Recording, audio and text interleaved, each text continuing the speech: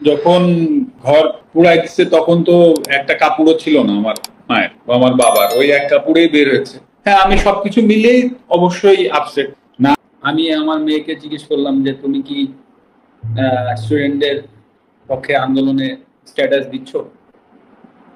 তো আমাকে বললো হ্যাঁ আমি দিচ্ছি, তোমার কোনো প্রবলেম আছে কিনা। তা আমি বলেছি না, আমার কোনো প্রবলেম নাই।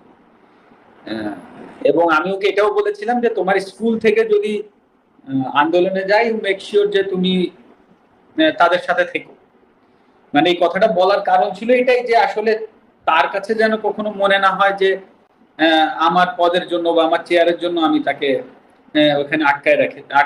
আসসালামু আলাইকুম বন্ধুরা, আশা করি সবাই ভালো আছেন। আল্লাহর অশেষ রহমত, আমিও ভালো আছি। শুরুতে যে ভিডিওটি দেখলেন, আজকের ভিডিওটি খুবই গুরুত্বপূর্ণ। আশা করি শুরু থেকে শেষ পর্যন্ত আমাদের সাথেই থাকবেন।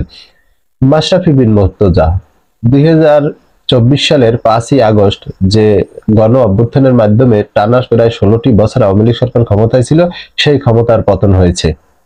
সেই পতনের কারণে আওয়ামী লীগ সরকারের যে নেতারা দুর্নীতি করেছেন, লুটপাট করেছেন, তারা গা ঢাকা দিয়েছেন এবং সেক্ষেত্রে যে আওয়ামী লীগের যে বড় বড় নেতারা রয়েছেন তাদের বাড়িঘরে হামলা হয়েছে, ব্যবসা প্রতিষ্ঠান ভাঙচুর হয়েছে। অন্যায় করেছে যারা, তাদের এ ধরনের শাস্তি হতেই পারে। ক্ষুব্ধ মানুষ আসলে কাজ করতেই পারে। তারই ধারাবাহিকতায় নড়াইলের মাশরাফি বিন মুর্তজা, বাংলাদেশের একজন সফল অধিনায়ক, সফল ক্রিকেটার, তার বাড়িতে হামলা হয়েছে। তো এই মাশরাফির বাড়িতে হামলা হয়েছে, এই বিষয়টি নিয়ে আমি আসলে ব্যক্তিগতভাবে কথা বলতে চাইনি, তারপরেও এতদিন আসলে থাকলেও এখন মনে করেছি যে না, এই ব্যাপারে আসলে একটু কথা বলা দরকার। তো যারা অবশ্যই এই ভিডিও সম্বন্ধে কমেন্টস করবেন, অবশ্যই আপনার কমেন্টস করার আগে আমার টোটাল ভিডিওটি দেখবেন, ভালো করে কথাগুলো শুনবেন, তারপরে আপনি আপনার মূল্যবান মতামত কমেন্ট বক্সে জানাবেন। তো বন্ধুরা, মাশরাফির বাড়ি ভাঙার পরে মাশরাফি ভিডিও বার্তার মাধ্যমে কিছু কথা বলেছেন, চলুন আমরা সেটা শুনে আসি। যখন ঘর পুড়াই দিচ্ছে তখন তো একটা কাপড়ও ছিল না আমার মায়ের বা আমার বাবার, ওই এক কাপড়েই বের হয়েছে। হ্যাঁ, আমি সবকিছু মিলেই অবশ্যই আপসেট। না আমি আমার জায়গা থেকে কিছু করতে পারলাম, না আমি আমার বাবা মা পরিবার পরিজনকেও আসলে সেভ করতে পারলাম। ভেঙে চুরে সব, তারপরে হচ্ছে আগুন দিয়ে দিয়েছে। যে ওইখানে বেশ কয়েকটা এতিম ছেলে মেয়েরা থাকে, তো ওরাই আসলে তো আমার বাবা মাকে দেখেই রাখতো। ওরাই আমার বাবা মাকে টেনে ঘর থেকে বের করে নিছে। আলহামদুলিল্লাহ যে আমার বাবা মা এখনো ভালো আছে, এইটাই আর কি। না, প্রথম কথা হচ্ছে যে দেখেন, আমার যখন ওইটা হয়, আমার আমার বাড়ির সামনেই বাড়ি হচ্ছে সভাপতি মহোদয়, ওনার বাড়ি প্রথমে ভেঙে ফেলে এবং ওনার গাড়িতে আগুন দিয়ে যায়। তো তারপরে আমাদের বাসায় প্রথম চান্সে কেউ কিছু বলেনি, দ্বিতীয় চান্সে আবার এক দল এসেছে, তারা কয়েকটা ইট পাটকেল মেরেছে। তৃতীয় দফায় আর একটা গ্রুপ এসেছে, তারা বাসায় ঢুকে এরকম কিছু লাঠি দিয়ে বাড়ি টাড়ি দিয়ে ভেঙে চুরে গেছে। চতুর্থ দফায় আর কি, ঠিক মাগরিবের আজানের হয়তো বা আধা ঘন্টা আগে, ওই সময় যারা আসছে চতুর্থ দফায়, ওই সময় ওরা এসে আসলে এই ঘটনাগুলো করেছে। লাস্টে ভেঙে চুরে সব কি মনে করব সেটা আমি বুঝতেছি। হ্যাঁ, আমি সবকিছু মিলেই অবশ্যই আপসেট যে আসলে যেটা হয়ে গেল সেটা তো আসলে না আমি আমার জায়গা থেকে কিছু করতে পারলাম, না আমি আমার বাবা মা পরিবার পরিজনকেও আসলে সেভ করতে পারলাম। আলহামদুলিল্লাহ যে আমার বাবা মা এখনো ভালো আছে, এইটাই আর কি। 3 থেকে 5 মিনিট আগেও তারা বাসায় ছিল। তারা মানে আমার বাসায় আসলে আমার বাবা মার তো ধরেন, আমার মার যখন ঘর পুড়াই দিচ্ছে তখন তো একটা কাপড়ও ছিল না আমার মায়ের বা আমার বাবার, ওই এক কাপড়েই বের হয়েছে। আপনাকে আমি বলতে পারি যে আমার মেয়ে এসে, আমি আমার মেয়েকে জিজ্ঞেস করলাম যে তুমি কি স্টুডেন্টদের পক্ষে আন্দোলনে স্ট্যাটাস দিচ্ছ? তো আমাকে বললো হ্যাঁ আমি দিচ্ছি, তোমার কোনো প্রবলেম আছে কিনা। তা আমি বলেছি না, আমার কোনো প্রবলেম নাই। এবং আমি ওকে এটাও বলেছিলাম যে তোমার স্কুল থেকে যদি আন্দোলনে যাই, মেক শিওর যে তুমি তাদের সাথে থেকো। মানে এই কথাটা বলার কারণ ছিল এটাই যে আসলে তার কাছে যেন কখনো মনে না হয় যে আমার পদের জন্য বা আমার চেয়ারের জন্য আমি তাকে ওখানে আটকায় রাখছি। বা আমার বাবাকে বলেছে যে আপনি একটা মামলা করে রাখতে পারেন, কে বা কারা, অনেক অনেক ভিডিও টিডিও তো আছে, দেখেছি। আমি বলেছি যে না, আমি আমার বাবাকেও বলে দিয়েছি যে এটার কোনো বিচার বর্তমান সরকার বা যারাই আসুক বা যারাই থাকুক বা আসুক, হ্যাঁ তাদের কাছে আমি এটা নিয়ে কোনো বিচার চাইব না। কারণ এটা আমার কাছে মনে হচ্ছে যে আসলে এই বাড়িটা তো আসলে যশোর থেকে এসে বা খুলনা থেকে এসে বা ঢাকা থেকে যে কেউ ভাঙে। হ্যাঁ, নড়াইলের মানুষ কোনো না কোনো জায়গা থেকে ভাঙছে। তো আসলে আমি নড়াইলের মানুষের বিরুদ্ধে আর বিচার চাইবো না। তো যেটা হয়ে গেছে যেটা হয়ে গেছে, তো ওটা আমি একসেপ্ট করে নিচ্ছি। হয়তো বা আমার কাছে আমি এভাবে একসেপ্ট করে নিচ্ছি যে হয়তো বা আমার কোনো ভুল ছিল, আমি কোনো ভুল করেছি, হয়তো বা তার জন্য ওনারা হয়তো বা এসে ওটা করেছে। তো বন্ধুরা, আমরা মাশরাফির বক্তব্য শুনলাম।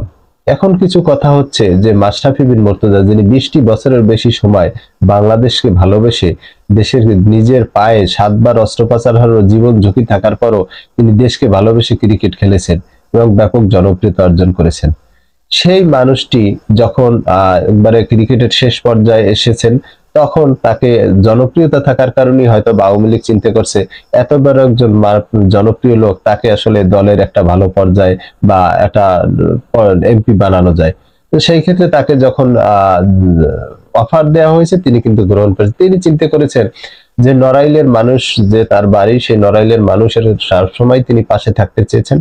তার পাশে থাকার জন্যই তিনি হয়তো বা এই অফারটা গ্রহণ করেছেন, যেহেতু সরকার ক্ষমতায়, তিনি যদি এমপি হন নড়াইলের সাধারণ মানুষের অনেক উপকারের কাজ তিনি করতে পারবেন, যে কারণে তিনি গ্রহণ করেছেন। এবং তিনি এমপি হয়ে 5টি বছর তিনি সাধারণ মানুষের সাথে কিভাবে কাজ করেছে, কিভাবে দিন রাত অক্লান্ত পরিশ্রম করেছে, সাধারণ মানুষের সাথে এমপি হয়ে তিনি কিভাবে মিশেছে, যেটা আপনারা বিভিন্ন সময় আমরা দেখেছি। এরপরে দ্বিতীয়বারেও যখন আবার নির্বাচন হয়েছে, সেখানেও তিনি নির্বাচিত হয়েছিলেন। তো বন্ধুরা, যারা দুর্নীতি করেছেন, যারা অন্যায় করেছেন, তাদের বাড়িঘরে আপনারা ভাঙচুর করেছেন, সেটা ঠিক আছে, কিন্তু মাশরাফি, যিনি সাধারণ মানুষের নির্বাচনের পরে নয়নের মণি হয়েছেন, সেই মানুষটির বাড়িঘরে আপনারা ভাঙচুর করেছেন। এটা সত্যি দুঃখজনক।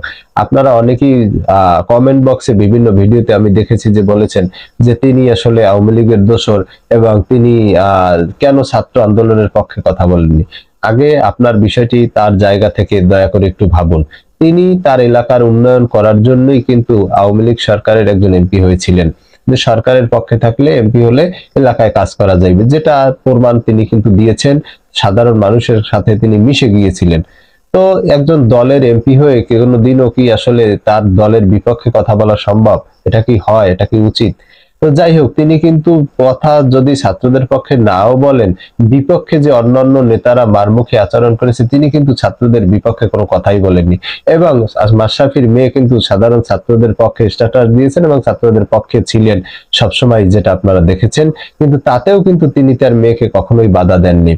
তো আপনারা জানেন যে আমরা দেখি যে আসলে তার যে বাড়িটি ভেঙেছে, বিএনপি 2001 থেকে 2005 পর্যন্ত যখন ছিল, তখনও কিন্তু দুর্নীতিতে বাংলাদেশ বেশ কয়েকবার প্রথম স্থান অধিকার করেছিল, বা দুর্নীতিতে বাংলাদেশের নাম এসেছিল। তখনও কিন্তু বিএনপির আমলেও কিছু বিদেশে মানুষ টাকা পাচার করেছে, যেগুলো আপনারা ওই সময় দেখেছেন, মামলা হয়েছে।